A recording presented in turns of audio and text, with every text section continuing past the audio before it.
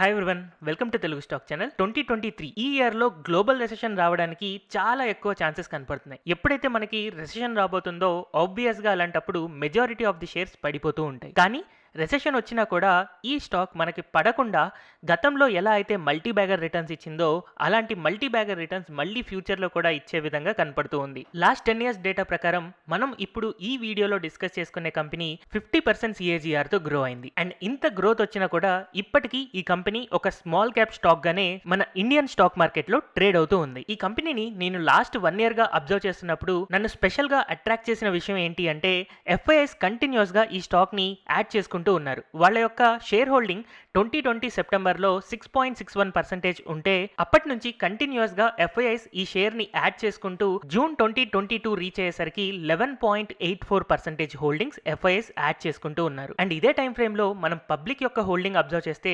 30% నుంచి 27% కి తగ్గింది. ఆబ్వియస్ గా ఇది ఒక మంచి ఇన్వెస్టర్ పిక్ చేసుకోవాల్సిన స్టాక్. అండ్ ఈ stock is nothing but GMM Pfaudler. So ఈ స్టాక్ ఇప్పుడు డిస్కస్ చేయడానికి రీజన్ ఏంటి అంటే రీసెంట్ టైం ఫ్రేమ్ లో ఈ స్టాక్ దాని యొక్క వీక్లీ చార్ట్స్ లో ఒక టెక్నికల్ బ్రేక్అవుట్ ఇచ్చింది. యాక్చువల్ గా ఇక్కడ మనం అబ్జర్వ్ చేస్తే ఇలా ఒక మనకి ట్రయాంగిల్ ప్యాటర్న్ ఆఫ్ కన్సాలిడేషన్ కొన్ని వీక్స్ గా జరుగుతూ ఉంది. ఎప్పటి నుంచి అంటే దాదాపుగా 2020 అక్టోబర్ నుంచి ఈ స్టాక్ అనేది కన్సాలిడేషన్ లో ఉండి 2 years తర్వాత రీసెంట్ గా ఇప్పుడే మనకి బ్రేక్అవుట్ ఇస్తూ ఉంది. అండ్ ఆ బ్రేక్అవుట్ కూడా మళ్ళీ ఇక్కడ ఒక కన్సాలిడేషన్ ఫామ్ అవుతూ ఒకవేళ ఈ బ్రేక్అవుట్ ని గనక మళ్ళీ దాటింది అంటే అలాంటప్పుడు ఒక బిగ్ అప్ మూమెంట్ మనం ఈ స్టాక్ లో ఎక్స్పెక్ట్ చేసే విధంగా ఈ కంపెనీ దాని యొక్క టెక్నికల్ పర్ఫార్మెన్స్ చూపిస్తూ ఉంది. సో మనకి గ్లోబల్ రెసెషన్ వల్ల మెజారిటీ ఆఫ్ ది స్టాక్స్ మనకి పడుతూ ఉన్నాయి. కానీ ఈ స్టాక్ మార్కెట్తో కంపేర్ చేస్తే మనకి బీటా అనేది జస్ట్ 0.28 ఉంది. అంటే మార్కెట్తో సంబంధం లేకుండా పెరగడం కానీ తగ్గడం కానీ జరిగే స్టాక్ అనమాట. అందుకనే రెసెషన్ వల్ల ఇన్వెస్టర్స్ రకరకాల షేర్స్ సెల్ చేస్తూ ఉన్నా ఈ స్టాక్ మార్కెట్తో సంబంధం లేకుండా గ్రో అవుతూ ఉంటుంది కాబట్టి దీన్ని మాత్రం యాడ్ చేసుకుంటారు అని నేను అనుకుంటున్నాను. సో ఇలా ఎందుకు యాడ్ చేసుకుంటున్నారు అని మీకు తెలియడం కోసం ఈ కంపెనీ యొక్క business overview, fundamentals, future growth and అలాగే టెక్నికల్స్ అండ్ వాల్యుయేషన్స్ గురించి ఈ వీడియోలో నేను డిస్కస్ చేయబోతున్నాను. సో ఫస్ట్ ఆఫ్ ఆల్ ఈ కంపెనీ 1963 ఇయర్లో స్టార్ట్ అయిన తర్వాత యాజ్ ఆన్ డేట్ మనం అబ్జర్వ్ చేస్తే గ్లోబల్గా 15 మ్యానుఫ్యాక్చరింగ్ యూనిట్స్ ఉన్నాయి. అండ్ వీళ్ళు తయారు చేసే ప్రొడక్ట్స్ ఎలా ఉంటాయి అని మీకు తెలియడం కోసం కొన్ని సింపుల్ ఎగ్జాంపుల్స్ చెప్తాను. సో ఈ GMM Pfaudler కంపెనీ వాళ్ళు chemical, pharmaceutical, food and energy సెక్టార్కి టెక్నాలజీ, సిస్టమ్ అండ్ సర్వీసెస్ ఇస్తూ ఉంటారు. సో అందులో కొన్ని మెజారిటీ ప్రొడక్ట్స్ కనుక మనం అబ్జర్వ్ చేస్తే యూజువల్గా మనకి రియాక్టర్ వెజల్స్ ఉంటాయి. అంటే ఒక కెమికల్ని మిక్స్ చేయడానికో లేదా ఫార్మస్యూటికల్ని తయారు చేయడానికో లేదా ఒక క్రూడ్ ఆయిల్ డెరివేటివ్ని ఎక్స్ట్రాక్ట్ చేయడానికో యూజువల్గా రియాక్టర్స్ యూజ్ చేస్తూ ఉంటాం కదా. ఆ రియాక్టర్స్ జనరల్గా స్టీల్ అవుటర్ లేయర్తో ఉంటాయి. కానీ స్టీల్లో ఒకవేళ కెమికల్ మిక్చర్స్ లేదా ఫార్మస్యూటికల్ ఫార్ములేషన్స్ జరుగుతున్నప్పుడు కెమికల్ రియాక్షన్స్ వల్ల ఫార్ములేషన్స్ మారచ్చు. అందుకని బయట స్టీల్ లేయర్ ఉన్నా కూడా లోపల గ్లాస్ లైనింగ్ యూస్ చేస్తూ ఉంటారు.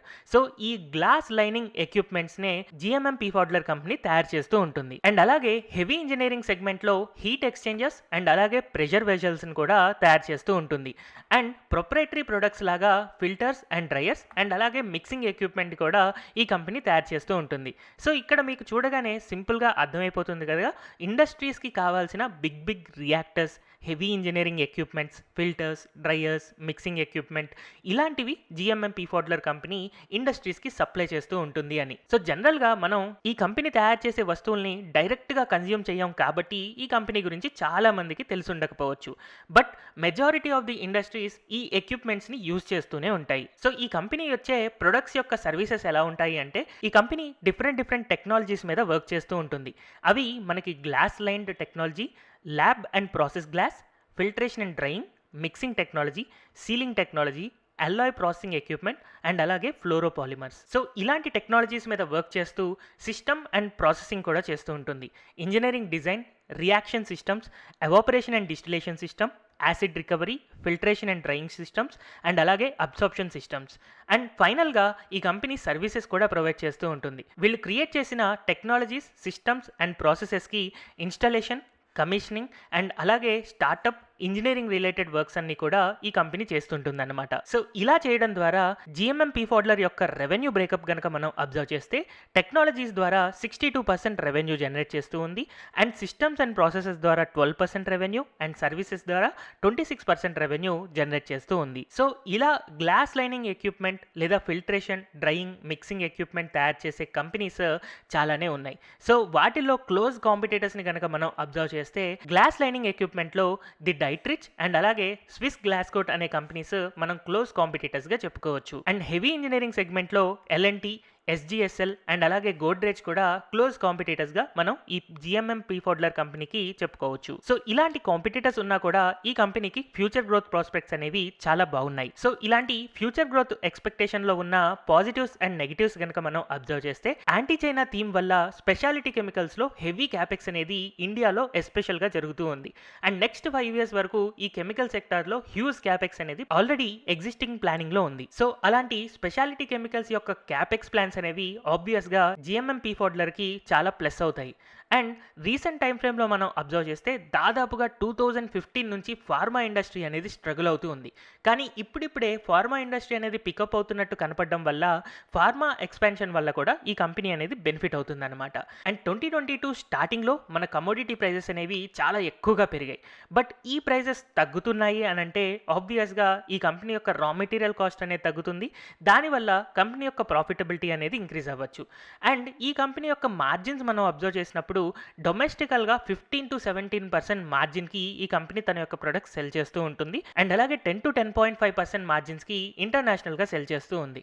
అండ్ ఇవే మార్జిన్స్ని మెయింటైన్ చేసే విధంగా ఈ కంపెనీ తన యొక్క ఫ్యూచర్ ప్లాన్స్ని డైరెక్ట్ చేసుకుంటూ ఉంది. అండ్ ఈ కంపెనీ యొక్క పాజిటివ్స్ అండ్ నెగిటివ్స్ ఈజీగా అర్థమయ్యే 2 ఎగ్జాంపుల్స్లో మనం చెప్పుకుంటే న్యూ కాంట్రాక్ట్స్ ఎవ్రీ క్వార్టర్ ఈ కంపెనీకి వస్తూనే ఉన్నాయి.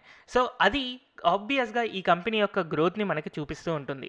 అండ్ అలాగే రీసెంట్గా ఎవ్రీ 1 or 2 yearsకి ఈ కంపెనీ ఏదో ఒక ఎక్విజిషన్ చేస్తూ ఉండడం ద్వారా దీని యొక్క సైజ్ అనేది ఇంక్రీజ్ చేసుకుంటూ ఉంది. అండ్ జస్ట్ 1 hour బ్యాక్ వచ్చిన న్యూస్ నేను అబ్జర్వ్ చేసినప్పుడు జిఎంఎం పీ ఫోర్డ్లర్ 173 crores తన యొక్క న్యూ ఎక్విజిషన్ కోసం పే చేసిందనమాట. అందుకనే ఈ స్టాక్ ఈ రోజు 2% పెరిగినట్టుగా మనకి న్యూస్లో వచ్చింది. సో ఈ జిఎంఎం పీ ఫోర్డ్లర్ యొక్క ఫండమెంటల్స్ మనం అనాలిసిస్ చేయడానికి ట్రై చేద్దాం.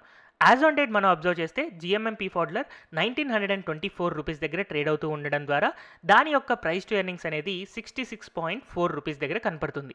యాక్చువల్గా ఈ కంపెనీ యొక్క ప్రైస్ టు ఎర్నింగ్స్ యావరేజ్గా కనుక మనం అబ్జర్వ్ చేస్తే 5 years యావరేజ్ దాదాపుగా 55.9 దగ్గర ఉంది.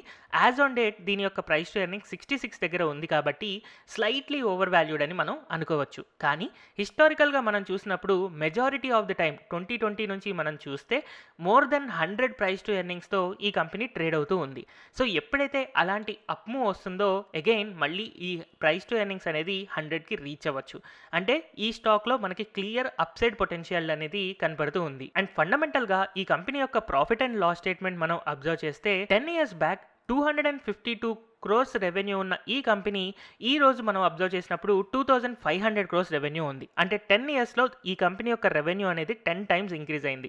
అండ్ అదే టైంలో ఈ కంపెనీ యొక్క ప్రాఫిట్ మనం అబ్జర్వ్ చేస్తే 10 crores నుంచి 75 crores దాకా ఇంక్రీజ్ అయింది.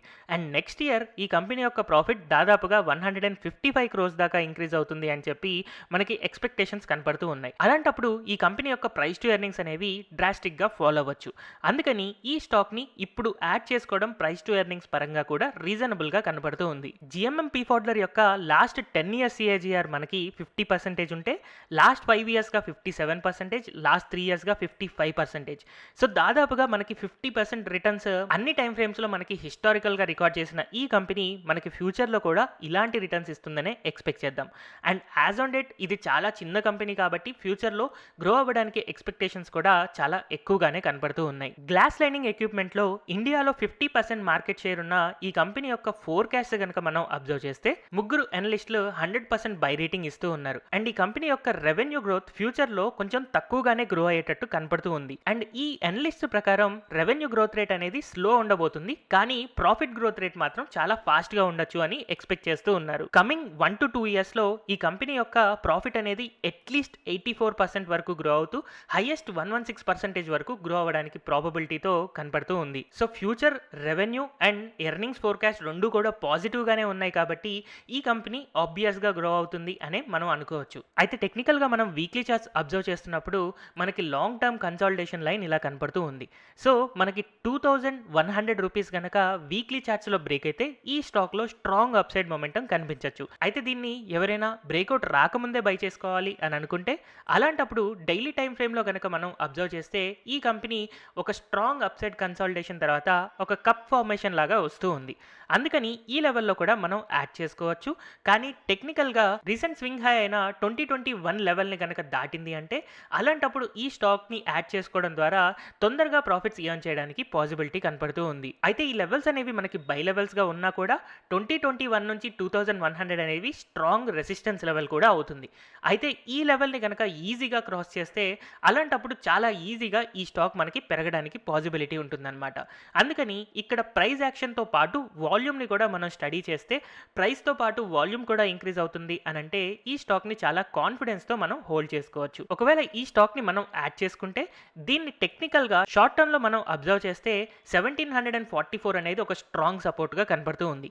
ఇన్ కేస్ ఈ 1744 బ్రేక్ అయ్యి కిందకు వస్తే అంటే 10% కంటే ఎక్కువ కనుక ఈ స్టాక్ పడితే అలాంటప్పుడు షార్ట్ టర్మ్లో ఈ స్టాక్ తన యొక్క స్టాప్ లాస్ హిట్ అయింది అని మనం అనుకోవచ్చు. అయితే ఈ స్టాక్ని ఒక ఇన్వెస్ట్మెంట్ స్టాక్ లాగా చూడడం వల్ల నేను దీనికి ఎలాంటి అప్సైడ్ సెల్లింగ్ టార్గెట్స్ ఇవ్వాలి అని అనుకోవట్లేదు. ఇప్పుడున్న వాల్యుయేషన్స్లో రీజనబుల్గా కనిపిస్తూ బై అండ్ డిప్స్ కాన్సెప్ట్లో యాడ్ చేసుకునే విధంగా కనపడుతూ ఉంది. ఎఫ్ఐఐస్ అండ్ డిఐఐస్ ఈ స్టాక్స్ని యాడ్ చేసుకుంటూ ఉండడం వల్ల దీన్ని ఒక లాంగ్ టర్మ్ ఇన్వెస్ట్మెంట్కి మనం మన పోర్ట్ఫోలియోస్లో పిక్ చేసుకోవచ్చు. అయితే ఈ స్టాక్ని మీరు బై చేసే ముందు పూర్తిగా దీని గురించి స్టడీ చేసిన తర్వాత లేదా మీ ఫినాన్షియల్ అడ్వైజర్ని కన్సల్ట్ చేసిన తర్వాత మాత్రమే ఇందులో ఇన్వెస్ట్ చేయండి. హోప్ ఈ వీడియో మీకు హెల్ప్ఫుల్గా ఉంది అని అనుకుంటున్నాను. Thank you everyone for watching this video.